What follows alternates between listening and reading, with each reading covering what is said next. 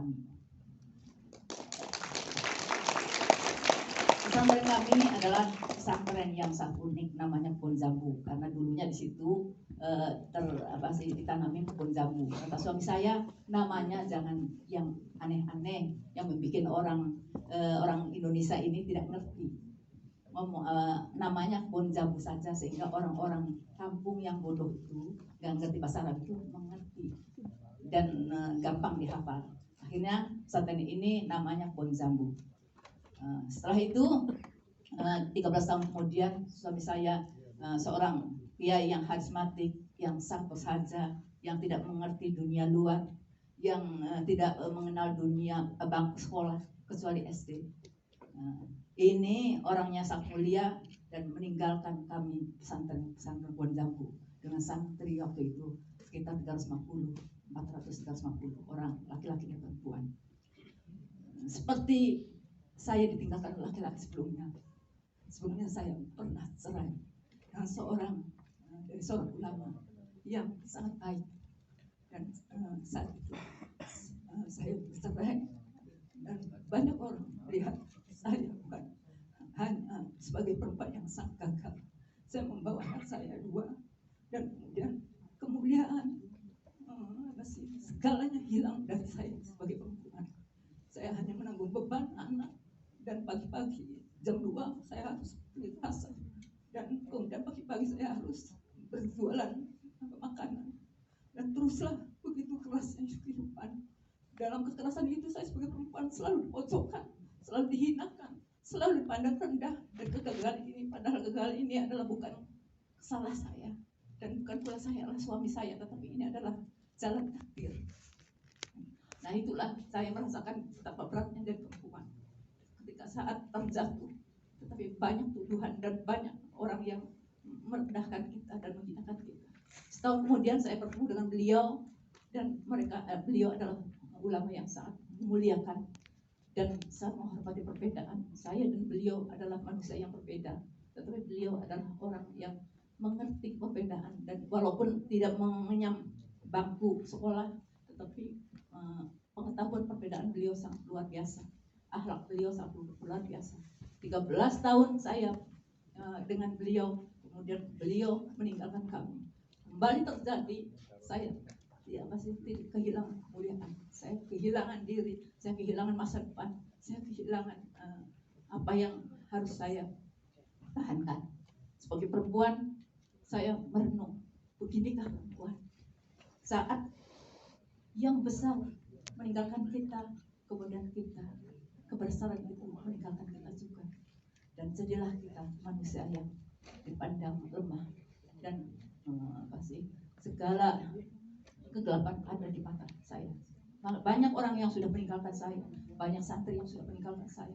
Saya kebingungan, saya sangat ketakutan. Kemudian saya menulis apa yang harus saya lakukan. Saya menulis, tidak bisa saya mengadu pada siapapun. Saya menulis, Tuhan, hari ini ku angkat Engkau sebagai kekasih. Saya tidak mau mengulangi kegagalan saya. Saya harus menjadi perempuan yang seperti laki-laki. Tuhan, jadi ku angkat Engkau hari ini sebagai kekasih. Ku angkat Engkau hari ini sebagai pendamping, dan aku berani membuktikan bahwa Engkau yang terbaik yang selama ini ku miliki. Dan aku berani membuktikan bahwa aku akan lebih baik dari sebelumnya. Dalam keadaan takut setiap hari, dan di mana orang-orang meninggalkan saya, di mana saat-saat ini meninggalkan saya, di mana orang-orang sudah tidak percaya pada sosok perempuan, apalagi saya itu serba terbatas, tidak seperti suami saya. Kemudian saya menulis dalam kata-kata itu, Tuhan, saya tidak pernah merasa takut karena Engkau. Aku tak pernah merasa, aku tak takut kemiskinan karena Engkau Sang Maha Kaya. Aku tak takut kebangkrutan karena Engkau Sang Maha Jaya. Aku tak takut kegelapan karena Engkau Sang Maha Cahaya. Kemudian ada beberapa tokoh yang memikirkan pesantren. Sayang pesantrennya di lingkungan kita ini cukup besar. Kalau sampai hilang juga. Akhirnya datanglah beberapa tokoh menawarkan laki-laki untuk menjadi penerus bagi pesantren ini, yang hafal Quran, yang pintar Di dalam keremangan malam saya duduk sendiri dan saya kemudian menulis lagi. Tidak ada lain, saya curhatnya menulis, Tuhan, adakah aku masih membutuhkan sosok yang besar? Bukankah aku tahu bahwa dirimu sang maha besar dan mampu dengan kuasa-Mu memberiku kebesaran-kebesaran? Adakah aku selalu terus membutuhkan sosok yang mulia, sedangkan aku tahu bahwa dirimu sang maha mulia dan mampu memberiku berlimpah-limpah kemuliaan? Adakah aku masih mendambakan sosok yang kuat, sedangkan aku tahu bahwa dirimu sang maha kuat dan mampu memberiku kekuatan demi kekuatan? Andai engkau membiarkan aku terus mendambakan sosok-sosok lain seperti dirimu, sungguh aku tak kuasa menanggung berjuta kecewa. Saya ingin bersandar pada Tuhan sebagaimana laki-laki itu bersandar, supaya saya memiliki kehidupan, supaya pesantren dan keluarga saya memiliki masa depan. Sejak itulah saya bersandar kepada Allah, kemudian banyak sekali cahaya-cahayanya berlimpah pada kita, banyak sekali anugerah-anugerah yang diberikan kepada saya. Yang tadinya saya tidak bisa menulis, jadilah saya menulis buku. Sekarang karyanya sudah ada 40 dan 5 diterbitkan oleh penerbit Kompas, 2 Gramedia, dan kemudian seterusnya yang lainnya. Kemudian jadilah saya sebagai tokoh feminis, tokoh gender. Kemudian jadilah seorang penyair, karena dalam masa-masa galau itu saya selalu menulis. Dan kata orang, tulisan-tulisan saya ini cukup indah, maka jadilah seorang penyair. Nah, itulah anugerah bagi perempuan yang bersandar, manusia yang bersandar segalanya kepada Allah. Saya niru dari laki-laki. Inspirasi saya adalah laki-laki. Dari perjalanan hidup saya ini, kemudian pesantren Kebon Jambu berkembang. Sekarang sudah sekitar 2.000 sekitar yang mukim di pesantren kita. Kurang lebih 2.000 dengan 1.800-an. Dan yang tadinya tidak ada sekolah, jadi ada sekolah tadi yang karena tahfidz Quran, kita nggak ada tahfidz Quran. Yang tadinya bangunannya anyaman bambu menjadi gedung-gedung yang cukup megah. Nah, itulah perjalanan saya ini. Saya dapat memetik bahwa sungguhnya perempuan harus menjadi feminis. Feminis adalah perempuan yang hanya bergantung hidupnya kepada Allah, bukan kepada makhluk, bukan kepada lelaki. Maka saat ditinggalkan oleh siapapun, dia tetap menjadi manusia yang sempurna seperti laki-laki. Kejayaan dan kebesaran tidak akan ikut sirna. Di dalam perjalanan itu pula saya menemukan betapa pentingnya kita ini sebagai perempuan setara, memiliki kesetaraan gender. Kesetaraan gender adalah perempuan yang meniru laki-laki bersandar kepada Allah. Sandarannya itu sama, maka dia akan punya kesetaraan manfaat dan kemampuan. Kemudian dalam perjalanan saya menulis buku, banyak sekali orang-orang fans saya yang datang dari berbagai komunitas, dari berbagai agama, dari berbagai mazhab. Semuanya datang ke rumah saya dan semuanya saya hormati. Dan betapa pentingnya kita sebagai manusia menjadi manusia yang pluralis.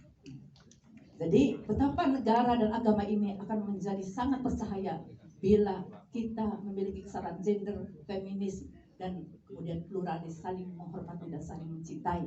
Nah, saya tidak belajar dari mana-mana, tetapi saya belajar dari perjalanan hidup saya yang itu adalah merupakan bukti bahwa semuanya pasti sangat penting. Dan saya terima kasih sekali kepada Kiai Hussein Muhammad yang sudah banyak membimbing saya, membangkitkan dan menjadikan saya sebagai tokoh. Beliaulah yang selama ini mengajari saya tentang kesetaraan dan semuanya. Mudah-mudahan ini menjadi menjadi pelajaran bagi kita. Jangan pernah nyinyir pada kesetaraan gender, jangan pernah nyinyir pada pluralisme, dan jangan pernah nyinyir kepada feminisme. Nah, terima kasih. Terima kasih dari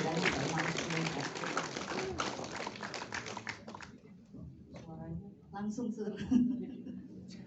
Selamat malam, saya Suryani, saya produser film pesantren. Hari ini mewakili Udin yang tidak bisa hadir. Udin sutradara dan produser filmnya. Film ini sudah melalui perjalanan panjang sejak tahun 2015 waktu Udin pertama mulai riset dan proses produksi lalu pasca produksi sampai akhirnya selesai di tahun 2019 dan bisa di premier di IFA di Amsterdam. Tapi sejak saat itu belum pernah diputar lagi di bioskop. Malam ini untuk pertama kalinya kita akhirnya bisa menayangkan film ini di bioskop pada hari ini. Untuk itu kami makasih banget sama Indonesia Film Festival, terutama Sugar Media yang sudah mengundang film kami di festival tahun ini. Juga sudah mengundang rombongan dari Kebon Jambu.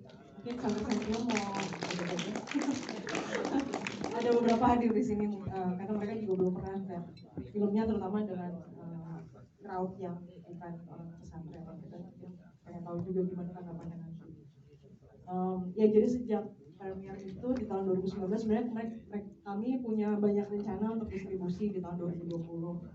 Sayangnya karena pandemi jadi semuanya terpaksa ditunda, jalur distribusi komersial, non komersial ataupun kegiatan event distribution yang saya kelola. Mudah-mudahan kalau tahun depan pandeminya benar-benar bisa terkendali, kita bisa rilis film ini di bioskop. Rilis komersilnya nanti akan didukung oleh Lola Maria Production. Kebetulan Mbak Lola juga hadir di sini. Kalau untuk kegiatan impact distribution yang saya kelola bersama teman-teman Visi Berani, sebenarnya suatu usaha untuk memantik diskursus dan perubahan sosial lewat distribusi film. Kami sebenarnya pelan-pelan sudah mulai di awal tahun ini, cuman ya masih tersendat-sendat karena mengikuti perkembangan pandemi. Tapi malam ini kami mau ngajak hadirin juga untuk ikut ya mungkin bisa dibilang sedikit permainan atau ya berbagi juga. Tadi di depan waktu masuk udah sempat dibagi stiker yang ada kalimat belum lengkap dan bawahnya. Kalau bersedia tolong nanti diisi setelah nonton film.